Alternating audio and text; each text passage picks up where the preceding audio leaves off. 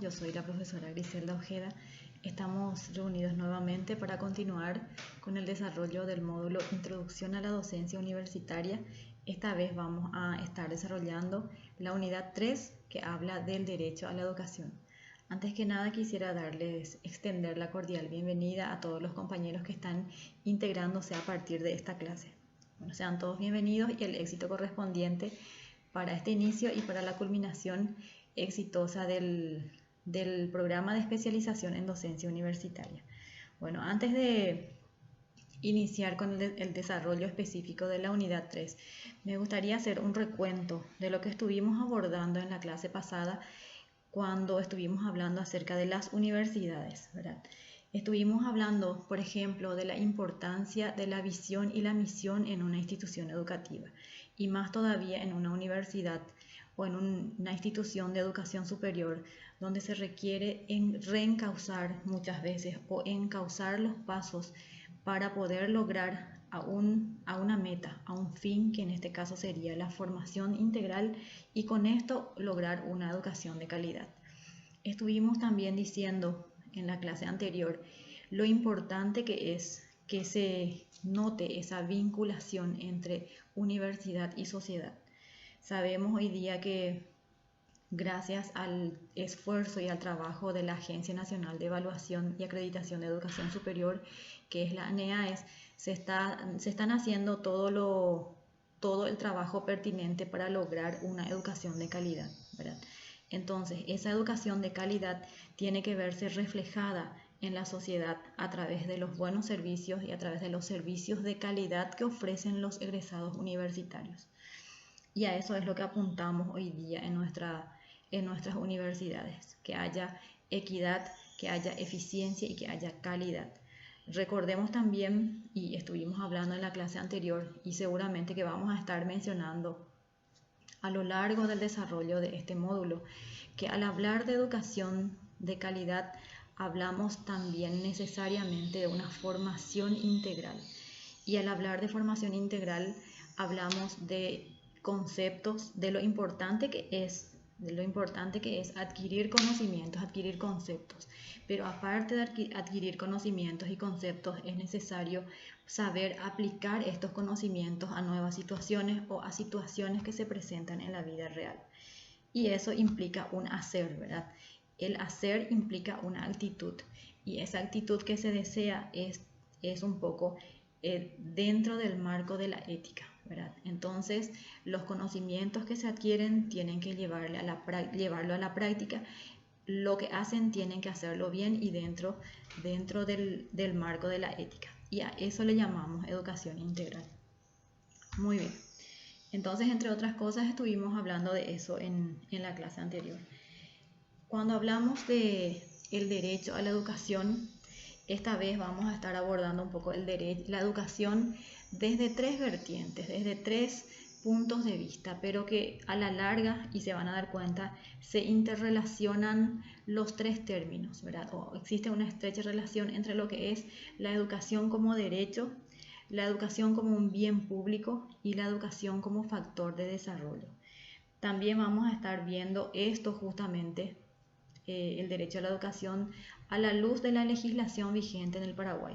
Estaremos compartiendo algunos artículos de la Constitución Nacional, también algunos artículos de la Ley General de Educación, de la Carta Orgánica del MEC y también vamos a estar viendo un poco algunos artículos de la Ley General de Educación Superior. Muy bien, empezamos. La educación como un derecho humano. Cuando hablamos nosotros de que la educación es un derecho humano, por el hecho de ser seres humanos, entonces tenemos el derecho a acceder a la educación. Por su carácter de derecho habilitante, la educación es un instrumento poderoso que permite a los niños y adultos que se encuentran social y económicamente marginados salir de la pobreza y participar plenamente en la vida de la comunidad. Si permite entonces salir de la pobreza, si la educación permite formarnos como personas para poder relacionarnos equilibradamente con la sociedad y llevar una vida plena, entonces la educación sí o sí tiene que ser un derecho humano, ¿verdad? Por ello, deben existir la igualdad de oportunidades y el acceso universal. Los instrumentos normativos de las Naciones Unidas y la UNESCO estipulan obligaciones jurídicas internacionales que promueven el desarrollo, el derecho de cada persona a disfrutar del acceso a la educación de calidad. Y aquí volvemos a hablar de este término, educación de calidad. No es cualquier educación, la educación tiene que ser de calidad. Y para que la educación sea de calidad es necesaria tener en cuenta una formación integral. Cuando hablamos de formación integral, necesariamente tenemos que hablar de conceptos, habilidades y destrezas y actitudes. La educación como un bien público. ¿Cuándo una educación es un bien público? Cuando se subraya la importancia de que el Estado garantice el acceso a la educación. La educación es un bien público, básico y prioritario porque conviene a todos los ciudadanos de igual manera para su vida, para su dignidad y para el ejercicio de una ciudadanía participativa y responsable. La carencia de este bien lleva a las sociedades al fracaso.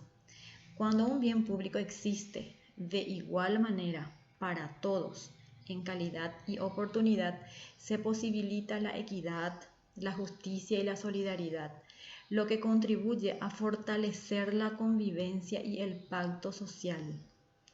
Pero si la educación no es de calidad para todos, en vez de contribuir a democratizar la sociedad, está contribuyendo a agigantar las diferencias. Una buena educación para unos pocos privilegiados y una pobre o deficiente educación para las mayorías. Entonces, teniendo en cuenta esto y llegando al siguiente punto, que sería la educación como factor de desarrollo. Y mi pregunta es aquí, ¿será que si hay una educación deficiente para una mayoría vamos a lograr o se va a lograr la educación como un factor de desarrollo? Bueno, estamos estudiando para lograr esto, ¿verdad? La educación es uno de los factores que más influye en el avance y progreso de las personas. Además de proveer conocimientos, la educación enriquece la cultura, el espíritu, los valores y todo aquello que nos caracteriza como seres humanos. Por eso les había dicho recién que al hablar de educación de calidad, necesariamente tenemos que hablar de una formación integral. Y al hablar de formación integral tenemos que dejar un poco de lado ese concepto tradicional de que lo más importante en las instituciones educativas es la adquisición de conocimientos. Si bien digamos que es el primer escalón para llegar al desarrollo integral, es importante conocer, saber, ¿verdad? Pero más que eso, es importante tener la capacidad de aplicar esos conocimientos a la vida real, ¿verdad? Y al hablar de aplicar algo, hablamos de un hacer. Y al hablar de un hacer, tenemos que subrayar siempre el hacer bien, el hacer dentro del marco de la ética. Bueno, la educación siempre ha sido importante para el desarrollo, pero ha adquirido mayor relevancia en el mundo de hoy, que vive profundas transformaciones, motivadas en parte por el vertiginoso avance de la ciencia y sus aplicaciones, así como por el no menos acelerado desarrollo de los medios y las tecnologías de la información. En suma, la educación contribuye a lograr sociedades más justas, productivas y equitativas. Es un bien social que hace más libres a los seres humanos. Es un bien social que logra mejorar la calidad de vida del ser humano, de su familia, de su comunidad y, por qué no decirlo, de su país. Bueno, entonces vemos a la educación desde 3 puntos de vista, pero que al final convergen en uno solo. Se busca la formación integral de la persona a través de una educación de calidad. Todo esto vamos a estar viendo un poco entonces a través de nuestra legislación vigente. En primer lugar, tenemos la Constitución Nacional que en su capítulo séptimo habla de la educación y de la cultura. En el artículo 73 tenemos que toda persona tiene derecho a la educación integral y permanente que como sistema y proceso se realiza en el contexto de la cultura de la comunidad. Sus fines son el desarrollo pleno de la personalidad humana y la promoción de la libertad y la paz, la justicia social, la solidaridad, la cooperación y la integración de los pueblos, el respeto a los derechos humanos y los principios democráticos, entre otros. La erradicación del analfabetismo y la capacitación para el trabajo son objetivos permanentes del sistema educativo. En el artículo 74 tenemos del derecho de aprender y la libertad de enseñar. Se garantizan el derecho de aprender y la igualdad de oportunidades al acceso a los beneficios de la cultura humanística, de la ciencia y de la tecnología sin discriminación alguna. Aquí hablamos, si hacemos un paralelismo con lo que estuvimos viendo anteriormente, vemos que la educación es un derecho y también se ve como un bien público, ¿verdad? Se garantiza igualmente la libertad de enseñar sin más requisitos que la idoneidad y la integridad ética. En este sentido, hoy día el término que utilizamos para acceder a un concurso o para formar parte del plantel de profesores sea de una institución de educación media o de una institución de educación superior, hablamos del perfil. El docente hoy día tiene que poseer el perfil necesario para poder agarrar una cátedra o para ser el profesor de una asignatura o de un módulo en el caso del posgrado, ¿verdad? Y para eso ustedes justamente están aquí, ¿verdad? Hoy día es un requisito fundamental que el docente universitario posea la especialización en docencia universitaria. Entonces, esa es la razón justamente por la que ustedes están aquí. El artículo 75 de la responsabilidad educativa. La educación es responsabilidad de la sociedad y recae en particular en la familia, en el municipio y en el Estado. Es el Estado el que a través del Ministerio de Educación y Ciencias se encarga de la organización del sistema educativo. Artículo 76 de las obligaciones del Estado. La educación escolar básica es obligatoria. En las escuelas públicas tendrá carácter gratuito.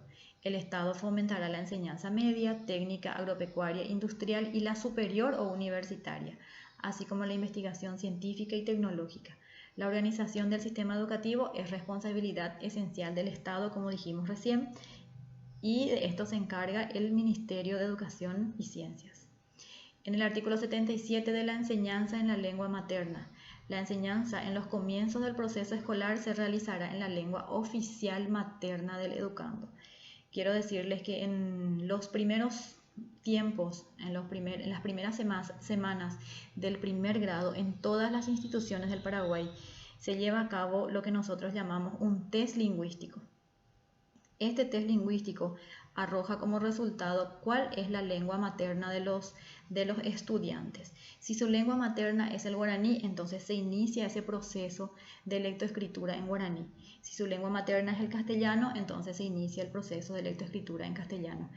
El programa ya viene preparado para el desarrollo, sea en lengua materna guaraní o sea en lengua materna castellano. Con el correr del tiempo, con el correr de los grados, esto va aumentando gradualmente, desarrollando y enseñando a través de las dos lenguas oficiales, de tal manera que el estudiante al culminar el 9º grado maneje de manera coordinada tanto el español como el guaraní. El artículo 79 de las universidades e institutos superiores. La finalidad principal de las universidades y los institutos superiores será la formación profesional superior, la investigación científica y la tecnológica, así como la extensión universitaria. Si hacemos un paralelismo con lo que estuvimos abordando en la clase pasada, estuvimos también hablando de los diferentes modelos de las universidades y hablamos aquella vez del modelo científico, el modelo profesionalista y las nuevas concepciones. Y exactamente los tres se ven justamente en este artículo 79, ¿verdad?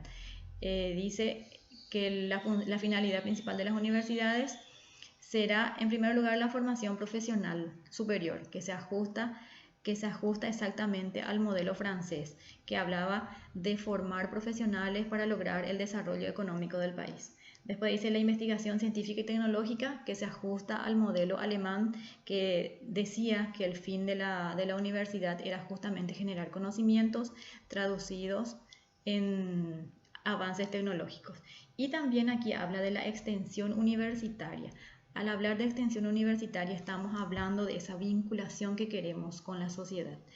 Y al hablar de la importancia de la vinculación con la sociedad, hablamos de que el estudiante universitario tiene que ser lo suficientemente competente y recibir una formación integral de tal manera que pueda convertirse en agente de cambio social en su comunidad o para su comunidad.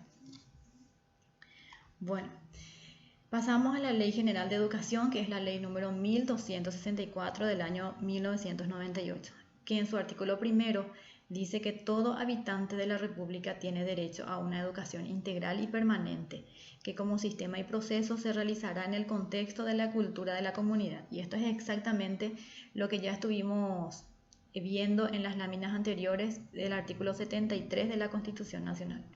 El artículo octavo nos dice que las universidades y los institutos superiores establecerán sus propios estatutos. Y en este sentido quiero decirles que las universidades siguen manteniendo esa autonomía, ¿verdad?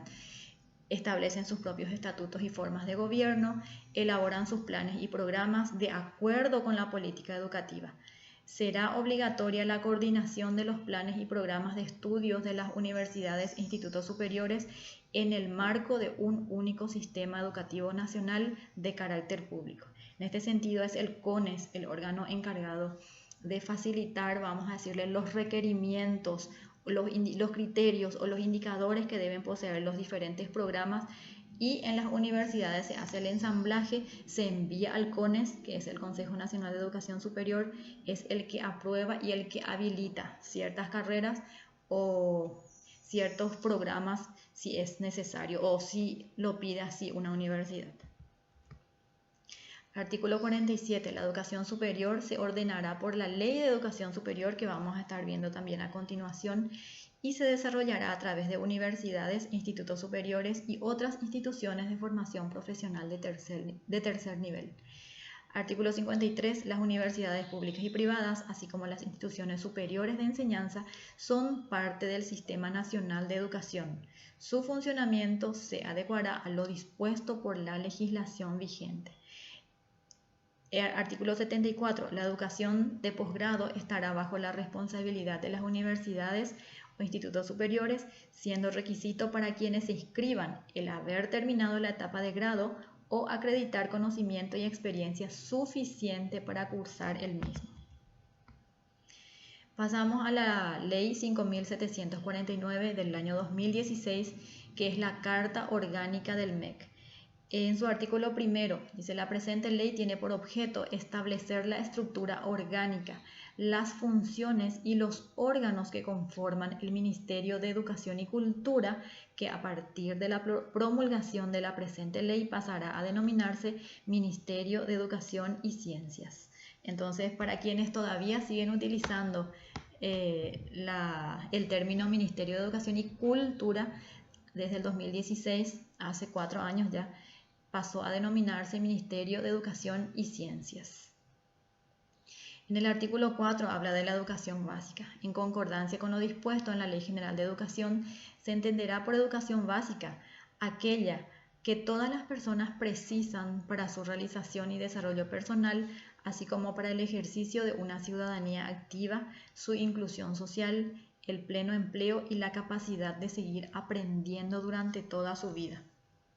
En el mismo artículo nos habla de que la educación básica incluye los siguientes niveles y modalidades: la educación inicial, la educación escolar básica, que es hasta el 9º grado, la educación media, primero, segundo y tercer cursos de las diferentes modalidades, sea del bachillerato científico o del bachillerato técnico, y la educación permanente de jóvenes, de personas jóvenes y adultas.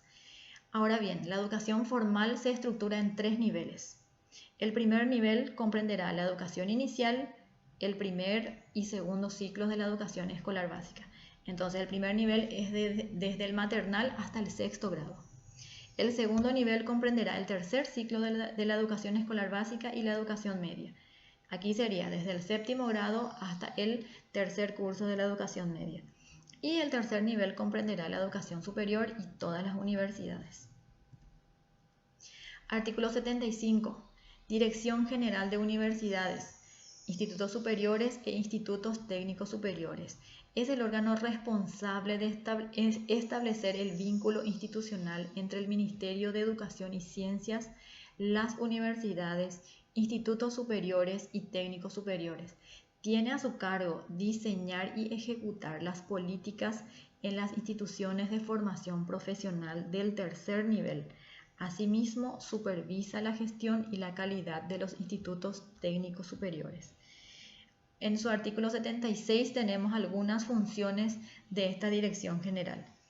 Proponer lineamientos para la construcción de las políticas públicas de educación superior, promover y coordinar la articulación curricular de carreras y titulaciones de técnicos superiores para el acceso a las carreras de grado universitario, promover y coordinar la articulación curricular entre la educación media y la educación superior, que todavía es una materia pendiente. Imagínense, por ejemplo, uno de los puntos nomás que siempre cuestionan los estudiantes. En la educación media, el porcentaje de exigencia para el 2 es del 80%. Y el alumno que estuvo acostumbrado a ese nivel de rendimiento llega a la universidad y resulta que allí el porcentaje de exigencia para el límite inferior es solamente del 60%. Y esa es solamente una, vamos a decirle, de las discordancias que hay entre educación media y educación superior.